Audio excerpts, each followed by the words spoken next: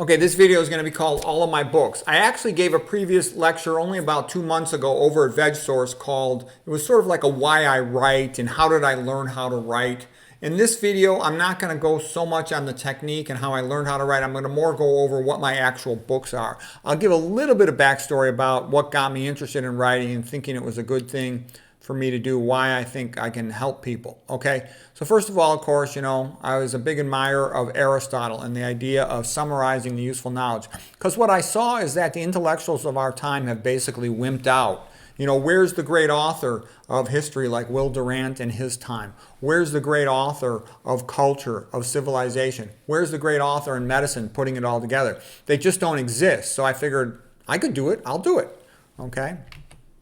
Aristotle basically summarized the useful knowledge of his time, okay?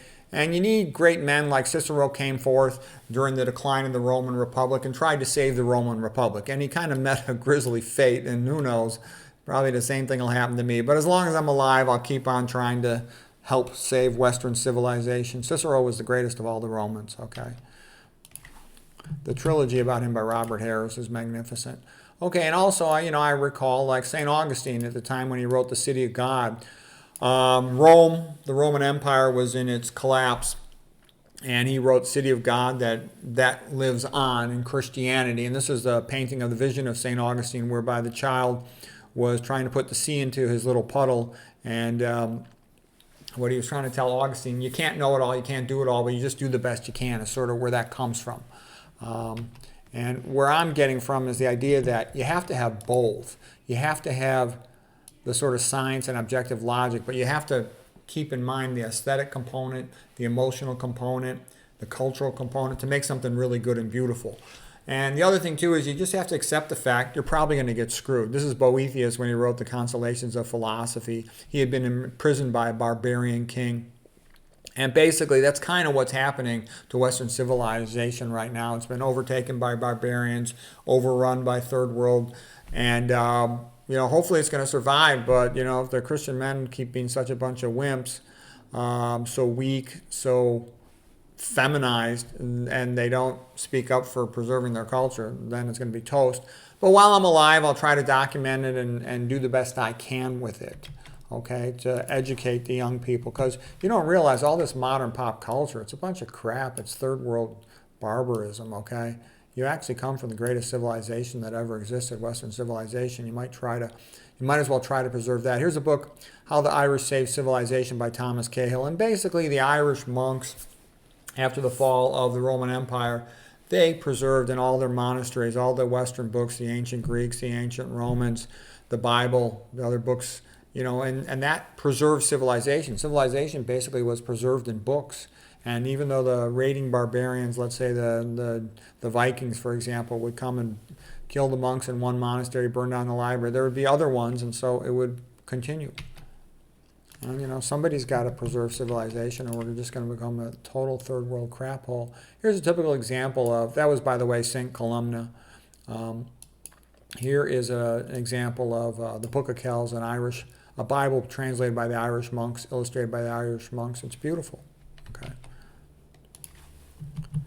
Okay, here's St. Thomas Aquinas, unifier of faith and reason. And I realize also, it gets frustrating to read the medical journals. Paper after paper is just a fake corporate piece of crap, okay? Meaningless trivia, dishonesty. You see that in all the medical journals. They're a bunch of crap. The corporations own them. And, where's the good stuff, the true stuff that's going to help people, that's useful, that should be passed on to the next generation? And nobody's writing it. Almost all the docs, they're either completely oblivious or they're just making their money. And, somebody needed to come forth and say what's really going on and write the books. And, I had read a lot about literature and how does one become a better writer and what is good writing. And, one of my favorite books is by The Art of Literature by Arthur Schopenhauer, where he basically says, the greatest books, they're all written by amateurs, people just interested in the subject that want to really learn it. They pursue it con amore. They tell the truth, and they write because they have something to say. They've figured out something that should be preserved for all of mankind as a species. They know they're kind of screwed. They're going to be ostracized from the profession. They won't get any money. Like, he was the greatest philosopher ever in the history of Germany, and he wasn't able to get a job as a philosopher. Okay, and then when he finally did get a job after many years, then No one would go to his class. He didn't become famous until he was an old man, okay? And Schopenhauer writes, yeah, the great author, he knows he's going to be ostracized. He knows most of his contemporaries are too ignorant to read his books and not interested. So he writes for posterity. And I realized for myself the same things that make me ostracized. Like nobody on the bro science circuit, the high-fat phony circuit, any of the popular channels will ever have anything to do with me. Conventional medicine ostracizes me. My own friends tell me they will never allow me to speak because it would be too painful for conventional medicine to accept. So, but I also realized the same things that make me ostracized and unwanted and shadow banned and censored also make me the best doctor in the world and the best medical writer in the world. I don't have any sponsors, so I don't have to kiss their butt. I don't have any obligations to promote or sell anything. I don't have to play any games trying to pretend, omega-3s or some other nonsense is a wonderful thing. Or I got more general knowledge than anyone else I've ever seen in multiple different fields. I know how to write well. I've taught myself that. And I know that you have to have Christian ethics to make things any good aesthetically and to maintain the truth. And so no one's doing that. All the medical textbooks suck. I can tell you, all the internal medicine textbooks, they're all fake. They're just trying to sell drugs. They don't know anything about nutrition, epidemiology, toxicology. And those are the three most important subjects. How can you write if you don't know that? They've got nothing on dentistry. They've got nothing on, the real mechanisms of autoimmune disease. They're so bad, they stink, that it's easy to be better than them. Okay, so I said, somebody needs to do this, I'll do it. And like I said, in terms of being ostracized, the great ones have always been ostracized. Fyodor Dostoevsky was in, labor camp in Russia. Victor Hugo was exiled for 19 years before he wrote Les Mis, one of the greatest novels of all time. Dostoevsky wrote Brothers Karamazov. And so I also, even though Martin Luther was a bit of a crazy maniac, and I'm a Catholic, not a Protestant, I sort of had that feeling. The physician desk reference and the DSM, they're a crock of BS, a bunch of lies to sell drugs. So I was pissed off, and I burnt those in a fire, and I said, shit, I'm going to write The Medical Reformation. That's one of my best books. So I knew somebody had to do it. I was the perfect person to do it. I had been writing books for a long time. I was writing, field guides and stuff when I was in college.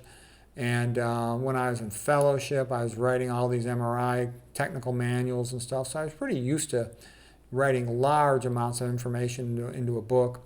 In med school, I wrote the first edition of this book, Medical Student's Guide to Top Board Scores. The dean of my medical school wrote the foreword for it.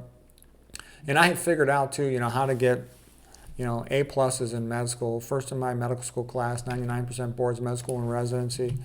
And I was interested in Spanish. I love the Spanish language. My mom is from Puerto Rico. This is my mom here. We recorded an audio version, but my Spanish really wasn't that good, and I had some insight into language acquisition, but this is kind of a mediocre book, but it was because I just didn't know enough at the time. But I got better. I've learned a lot since then. I wrote a lot about that in my How to Become a Genius book about language acquisition. I wrote a textbook, Imaging Guided Surgery. It got translated into Spanish. I was real interested in that for a while, but as you can see, I was getting fat. And then I had to learn my way out of that problem. My parents were sick, and so I began to read much more widely in a whole bunch of different fields. I had also learned all kinds of techniques in school that make it pretty easy to become a great student. And initially, I kind of wanted to keep those secret to help my own kids, but my own kids are all grown up now, so I also felt it was time I could share all this stuff with everyone else. This is my magic bathroom techniques of study, and I had a whole bunch of techniques for condensed notes, illustrated condensed notes, mnemonics, all that study skill stuff. So I figured it was time to teach other people that. I wrote straight A at Stanford on to Harvard. I made a teenager version. This has got a lot of stuff in it. It goes into all kinds of esoteric stuff. This one's much more concise. So this is probably a better one for 9 out of 10 students. This is a little bit all over the place. Somebody described it as a hot mess. I was sort of free associating all my ideas on academic thinking and my early ideas on nutrition and health. After I raised my kids, I wrote How to Raise IQ and Become a Genius. I learned a lot of stuff about raising kids to improve their cognitive development. I wrote another study skills book that could be understood even by a junior high student, but it's still applicable to high school, college, and grad school. And this is not how to get an A in junior college. This is how to get an A plus in medical school class, or at Stanford, where everybody in the room's, in the 95+% IQ range, academic ability range. This was just one of the books I wrote where I sort of saw myself as being like Don Quixote, okay, or Noah's Ark here, trying to save the world from collapsing into becoming a third world crap hole. And I was real interested in, how does one preserve what's great of Western civilization? First of all, this Rhyme, Rhetoric, and Logic book came out of my friends, a bunch of lawyer friends that write a lot, teasing me that my writing was sloppy and unprofessional. So I read everything you could read on writing and wrote a book to summarize all that. I read like 3 or 4 versions of that, editions of that. I summarized the great quotes of wisdom. It's about a 700-800 page book. And I've later collected over 5,000 pages though. And I tend to try to do 1 lecture a day on some of these quotes, because that's how I remember the great authors, the great men of history, is by their quotes. Okay, there's a lot of jokes in here, the crucifixes, the trap to catch the devil. There's a whole bunch of symbolism in that cover and in that book. But it was to help people around. You could very quickly get a liberal arts education. Just read my Holy Grail wisdom quotes, best Christian art, and best Christian songs, and you'll know more than 90% of liberal arts majors from a college. And I was learning how to write better. I didn't know how to make pictures yet. I wrote A Tale of Two Toes. This is my funniest book. This is one my actual close doctor friends think is the funniest book I ever wrote. It's all about two patients walking into the system and how one gets chumped on everything and the other one figures out how to use the system, and all the funny stuff that happens in surgery and elsewhere. Hot Topics in Nutrition, that was a good book. And Journey to Optimal Health, I think, was a great book. But again, I didn't know how to illustrate yet at this time. But my writing was actually better at this time than I think it got later, just because later on I focused more on illustrations. Medical Reformation was a real fun book, a real good, you could read this in about 1 hour. It's just sort of, I was figuring out how to do stuff, and I had some friend do the line drawings for me. And everyone loved that book, but it's just a quickie, This was a book where I figured out the spine, and again, I figured out the spine. I understood it better than anyone else in the world. And, all my colleagues are like, yeah, your explanation's great. But then the journal articles wouldn't publish it because they just want something to make money with surgery or injection procedures or something.